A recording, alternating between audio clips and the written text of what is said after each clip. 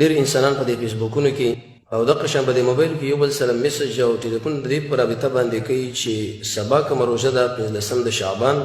دې دوی راوړي او بعضې اثار راوړي که چا په دې شپه باندې قیام اللیل وکړي دومره اجر دی او که سبا چېرته چا روژه ونیوله نو دومره اجر دی. شریعت مطهره د دې متعلق ویسه خبره کوي چې رښتیا د دې شپې قیام اللیل دومره ثواب لري او دغه شان سبا دا روژه دومره ثواب لري لکه څنګه چې دا خلک بیانوي. راځئ اوس د دې روژې حیثیت وګورو. اول خو په ځای د دې باندې چې دا روژه ونیولی شي د رسول الله صلی الله علیه وسلم په احادیثو کې صراحتا د دې نه منع راغلی ده. ځکه موږ په دې لپاره پیدا شوي چې په دې دنیا کې د الله بندګي وکړو لیکن د نبي کریم علیه الصلاة والسلام د سنت او طریقې برابر. حدیث کې راځي ابو داود کې حدیث دی د حدیث رقم دی 2009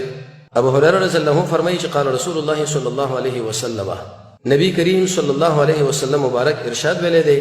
چې کله شعبان میاشت نیمایي له ورسیږي نو فلا تصوموا تاسو روژه مه نیسئ. دا خلک ګوره په دې ورځ باندې اوس روژه نیسي دا سبا ورځ او د شپې د دې متعلق به دغه شان منځونه کوي او عبادتونه کوي. دې حدیث کې چې کوم ابو داود کې 2009 نمبر صفحه د حدیث نمبر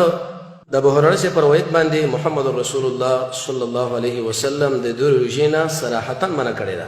تاسو به دا روژه نیسئ نه. د دې نه پیغمبر علیه الصلاة والسلام منع وکړله نو لهذا د دې اهتمام کول د سبا ورځې د اسلام په دین کې دا نشته. بل حدیث بخاری او مسلم د هغې کې داسې راغلی دی نبی کریم علیه الصلاة والسلام فرمایي یو کس دی په تاسو کې د رمضان نه یوه ورځ یا 2 ورځې روژې نه مخکې کوي مګر داسې یو سړی چې په مخکې عمر کې او په مخکې وخت کې د دې روژو اهتمام کړی و هغې به یې کولی شي. الغرض 15 د شعبان باندې روژه نیول د اسلام په دین کې په ځای د دې باندې چې موږ ځان له پې اجر والو رسول الله صلی الله علیه وسلم د هغې نه ښکاره صراحتا منع وکړه.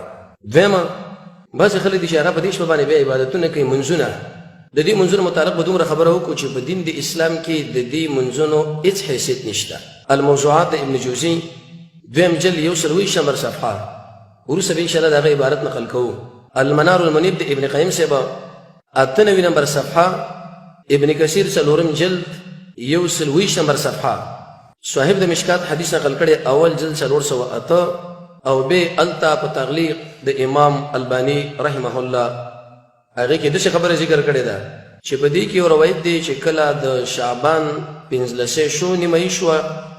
نو فقوموا تاسو ودروئ د دې شپه معنا قیام اللیل وکئ او سبا د ورځې روژه ونیسئ. دا حدیث ابن ماجه رحمه الله نقل کړی لیکن د دې سند ضعیف دی جدا.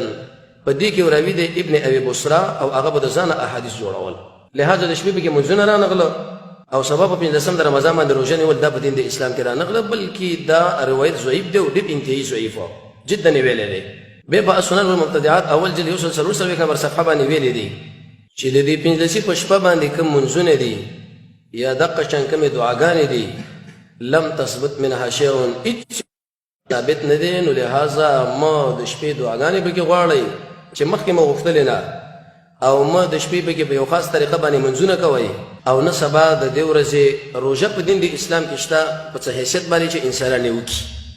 الموضوعات موضوعات الکبرى د امام ملا القاري رحمه الله چې د امام ابو حنیفه رحمة الله علیه د مسلک یو قوي عالم دی هغه څه خبره ذکر کړې ده. ومن ذلك احاديث صلاه ليله نصف من شعبان. په دې ضعیف روایتو کې یو هغه احادیث دي چې د خلکو د شعبان د 15 د شپې په باره کې نقل کړي دي. به طور مثال یو حدیث دوی راوړی یا علي محمد رسول الله صلی الله علیه وسلم علي له ویلي من صلى چې منځ وکړي ليله النصف من شعبان د 15 شپه د شعبان باندې سل رکعاته خو لیکن په هغې کې ذکر ته قل هو الله احد ویلې الله عز وجل به د دې انسان ټول حاجتونه پوره کړي چې په دې شپه باندې کوم غوښتلی ده چې څه حاجت یې غوښتی دی الله عز وجل ورته دا پوره کوي. او بیا ډېر اوږده روایت یې پېښ کړي دي چې دا کار چې وکړي د 80 حورو نکاح ورسره کېږي د هرې حورې دپاره به تقریبا 80 غلامانې. نو بیا ملا القاري صاحب فرمایي چې والعجب تعجب خدا دی کوم یو انسان چې د محمد رسول الله صلی الله علیه وسلم په سنت باندې د علم بوی لري چې هغه دوکشي په دقه شان ګپ باندې او د شپې دا د مانځه اهتمام وکړي وکړي دا خو دروغ دی دا خو ګپ دی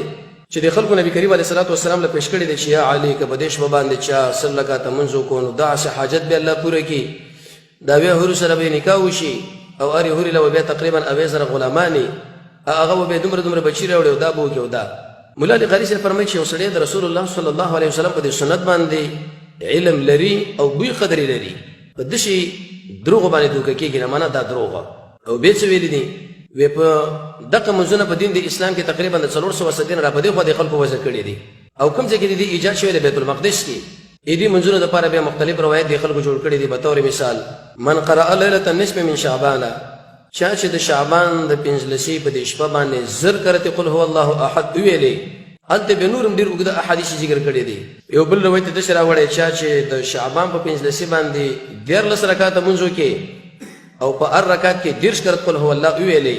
نو د لس کسانو په باره کې به دا سړی سپارښت وکړي د لس کسان چې هغه د جهنم د اور لایق دي او اور ورته واجب دی. به ویلي دي چې وغیر ذلك من الاحاديث التي د دین را په دې خو نورم به کې د احادیث ته چې هیڅ شی دغه په باره کې ثابت نه دی، بلکې دا د ځان د خلکو جوړی کړي. الموضوعات الكبرى د مولا علی قاری 313 نمبر صفحه او 311 ادین ورسته به صرف یو روایت المحدث الكبير امام ناصر الدین البانی رحمه الله په خپل الصحیحه کې ذکر کړی دی تقریبا په دریم جلد کې چې صرف یو روایت په دې کې راغلی دی، هغه د شي الله عز وجل ځان راښکاره کې الی خلقه د خپل مخلوق لا په 15 شعبان، یعنی په شپه د 15 شعبان ټول مخلوق له رب العالمین بکنه کوي، خو الا لمشرکین مشرک نه کوي او دغه شنکینګر انسان لا. او به هغه روایت هم ذکر کړی دي، نو په دې کې صرف د رب العالمین د بکنه مسله راغلی ده. لهدا د محمد رسول الله صلی الله علیه وسلم په صحیح احادیثو کې او د صحابه په اقوالو کې د څه خبره څوک نشي ثابتولې چې د 15 په شپه باندې چا د منځونه په دې طریقو باندې وکړه، لکه څنګه چې د علی روایت ذکر کړی دی الله عز وجل به دغه حاجتونه پوره کړي او که سبا د ورځې چا روژه ونیول ولا به دا مسائل پوره کړي شي. دی باره کې چې څومره روایت راغلي هغه ټول ضعیف دي، هغه ټول موضوعي دي، په یو تعبیر باندې د شی وایي چې هغه ټول دروغ جوړ شوی دي په محمد رسول الله صلی الله علیه وسلم باندې. نو ټول مسلمانانو له درخواست دی چې د نبی کریم علیه الصلاه والسلام د احادیث نه دا معلومیږي چې په 15 د شعبان باندې د روژې نه من راغلی ده، لہذا سبا روژه تاسو منیسئ. او دغه شان په دې کې چې څومره منځونه د شپې په داخله کوي د رسول الله صلی الله علیه وسلم په احادیث کې هغه منځونه راغلي نه دي، هغه ثابت نه دي، ټول ضعیف روایت دي، منګړت روایت دي، موضوعي روایت دي، نو ځان ته ساتل پکار دي. سبا د ورځې روژه نشته او نن په دې شپه باندې په خاص طریقه باندې منځونه نشته، دغه څنګه چې داخله کوي. الحمدلله موږ تاسو الله عز وجل لوی نعمت قرآن او سنت را کړی دی چې کوم شی په قرآن او سنت باندې ثابت امه منل پکار دی. موضوعي روایت لکه څنګه چې امام قرطبي فرمایي فلا تلتفتوا الیها، هیڅ التفات اغله مکوي، نو ځان ته وساتئ، سبا روژه منیسئ او د شپې د منځونه کوي ما په دغه طریقه باندې لکه دا کوم چې موږ ذکر کړو دا ټول ضعیف دي. الله رب العزت موږ تاسو د قرآن او سنت صحیح بصیرت را نصیب کړي.